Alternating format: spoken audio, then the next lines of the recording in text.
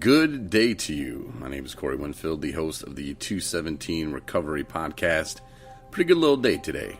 Not sure if you can hear the background, but I have some smoothing music for you today. Soothing.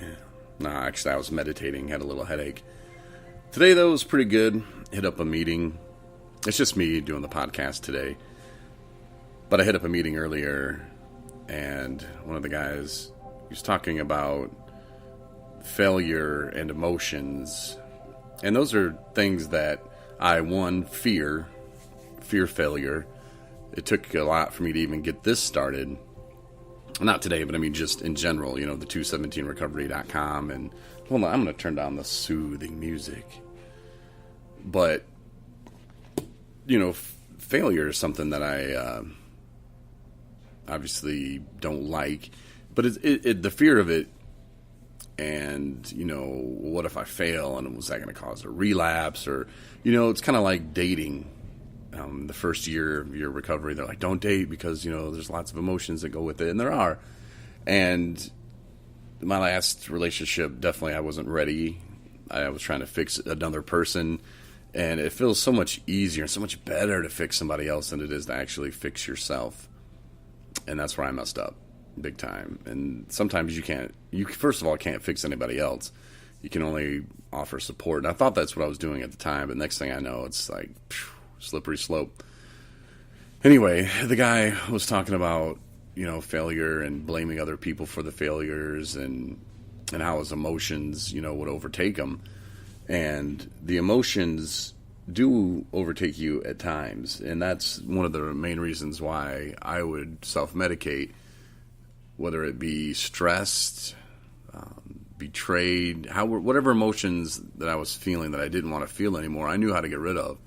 And that wasn't a healthy way. Back in 2015, I had liver failure and kidney failure. My liver went first. It shut down, and then the kidney shut down. And the doctor said it was 4 days. And they said if I would have went home and not made that doctor appointment and showed up, if I would have just went home and took a nap, they said I would never have woken up. And I was in so much pain. It hurt to even go to the gastrologist. Like when I went there, I couldn't even sit in the lobby. I told the lady at the front desk, I'm like, I have to go in the back. Like I have to just let me stand against a wall and lean. And they had me in like this little closet. It's kind of out of the way. I know it's kind of embarrassing now, but at the time I didn't care. I just knew I couldn't sit out there in the lobby, but I was leaning against the wall in that closet, just praying like, God, make it stop. And went and saw him, and that's when he drew some blood. And I was yellow. I was jaundiced. I was yellow for a few months. It was quite the experience, but emotions, though, do play a huge part. Just recently, I was betrayed again, and this time, I didn't drink. I turned to God. I prayed. I felt the emotions of the betrayal. It hurt. It sucked.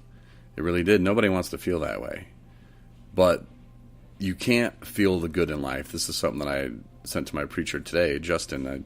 I hope you're listening. But I told him in a text, I was like, you gotta learn to feel the bad emotions and go through the bad emotions in order to appreciate and to feel the good and the great that life is. I mean, at one time we were the fastest swimmer, if you know what I'm saying. So we were good at something before we even, hit this world, but like the life is just one in, 14 million or billion chance at life even. It's crazy. And the fact that we have it to live, and it's so easy to get off of that, trying to numb the pain and to try to go through life that way. And once you get stuck in that cycle, it's hard. And when it becomes physically, just a pain and a drain, emotionally, it gets to the point to where, I didn't want to drink anymore, but I would start shaking at like noon, at my old job. And I mentioned it, I think, in the podcast the other day, but it got to the point where I couldn't even stop if I wanted to. And I was too prideful to seek help. And that's something that if you're at that point to where you're at where I just described, where it's like, okay, I don't know what to do now. It's physical, and once I get the first few swigs in, I'm good to go the rest of the night. So I don't really have a problem. But if you're getting to that point to where you're going to the store and you're embarrassed to even hand them your debit card because you're shaking so bad, you really should reach out for help. I'm not telling you what to do, but I'm telling you, life is so much better sober. And even though there's those times that suck, there's those times that hurt. There's time of pain. My grandfather just passed away. I would have loved to hang out with my family, but I'm staying with a bunch of other guys right now in sober living, and this is where I needed to be. I could have easily made that excuse, and I could have called, hey man, I can't make it. My grandfather passed away. He might have given me it's okay this time, but I didn't want that. That's the old me, and that's the life that I'm trying to change. And it has nothing to do with me not wanting to be with my family. Of course I did, but those are the kind of things in life that I have to change now. And yeah, I miss my cat. My cat Nico, she's awesome. I miss her, but what's a few months for the rest of her life? She's 8. She's going to be 9 next month. So that's my only baby. So I'm living with a bunch of guys right now that I knew that they had my back. So when I was betrayed, and even with my grandfather passing, I turned to these guys. And I didn't open up and pour out my heart to them. There's a couple I talked to more than the others, part of the 217 crew, but they really did help, and they weren't giving advice and weren't like, you should do this, you should do that, but they listened, and they said, Corey, you're better than that. And, there's people that don't deserve our affection, our attention. They're just not on our level. And it's nothing against them. It's just, where they're at in life in general, and you can't let that bring you down. You have to lower your expectations of people. And that may sound harsh, but it's the truth. It's the reality. I mean, even, with the things I go through in day-to-day life, sometimes I find myself getting frustrated. And this goes back to when I was working in Benton Harbor. When I came back home to work there, my expectations were way higher than everybody else's. And that drove me absolutely crazy. The fact that someone would come to work and, jump on the radio and suck. It really made me mad. I'm like, you don't have any goals. You don't have any nothing. You have no dreams of leaving Benton Harbor. Like, are you kidding? Like, you guys are so young. And we weren't even really that young. They were in their 30s. And I was 37 at the time. And they weren't that much younger than me. And I, my career, of course, I can't compare their career to my career. And that's the thing. If I would have had realistic expectations and set them even lower than what I thought I should, it would have been fine, because it's me. I'm the one who has the problem with the things, of other people, and that's because I expect them to be on this level here when they're on this level here. And there's nothing against being on that level there. It's just, it's not my level, and I can't expect them to be on my level, if that makes any sense to you. Hopefully it does, and hopefully you can take something out of this. We're going to start putting resources that will help people on 217recovery.com.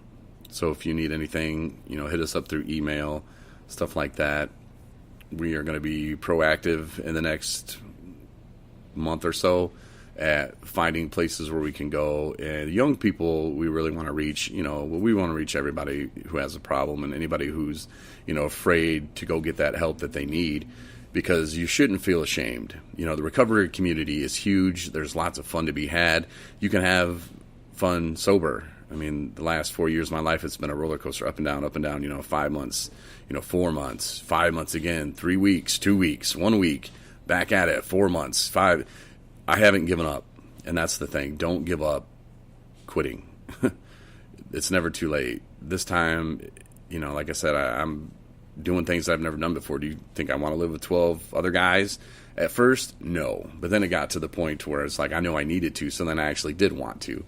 But would I rather be living with a girl somewhere, hot girlfriend, or, well, no, I was going to say she doesn't have to be hot, but, I mean, she's probably going to be, but I'm just saying, like, I'd rather be with my cat, with my family, stuff like that, but I have to make those sacrifices, and sometimes you do too, whether you're thinking, I don't need help right now, or, I'll get help later, or whatever.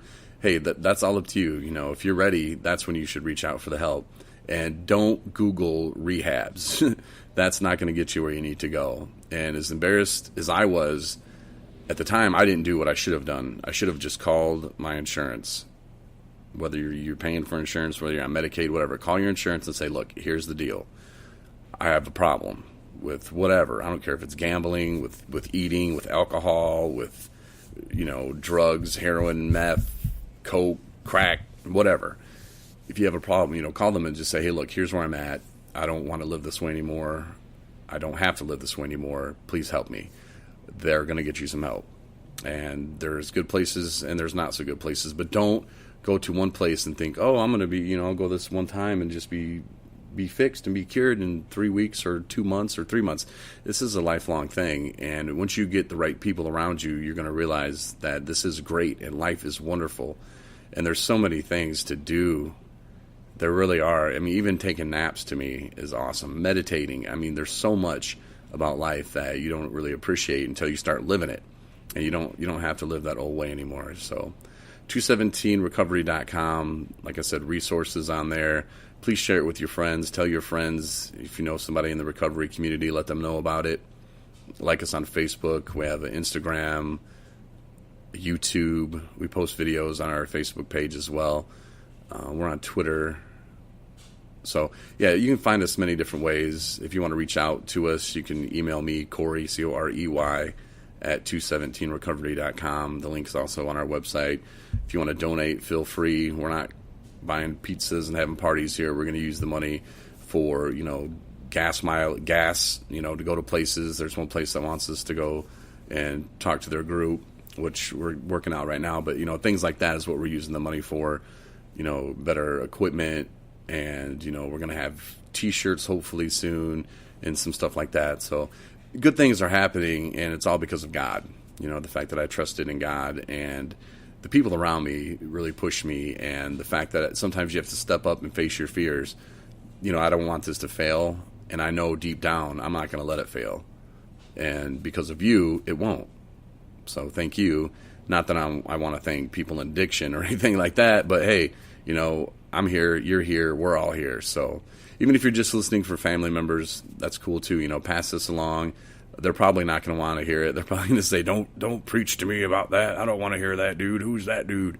But I don't know. We're going to share our stories here online as well too, where you can come back and listen to them. And we all relate to different people and different things. We all have different paths that led us to recovery, but recovery is recovery, and we get that. We know it's all the same. You can't look at someone who does, let's say, don't just throwing out their heroin. You can't look at someone who does heroin and, oh, well, they're not as good as me, or I'm better than them. No, we're all facing the same problem. We all have the same demons. Just use different medicine to get there. But hopefully you had a interesting listen today. Maybe you're driving home from work. I don't know. We're also going to have an app soon too, so look for all the goodies there, and these are going to start getting a little bit longer, and we're going to bring more people in and have guests as well. Like I said, follow us on social media. Hit us up if you got any questions, if you want us to come hang out with you at your kid's 16th birthday party and tell them why they shouldn't be drinking beer. We're more than happy to do that as well. 27recovery.com. It's the website. Thanks again. I'm Corey Winfield. Have a great day.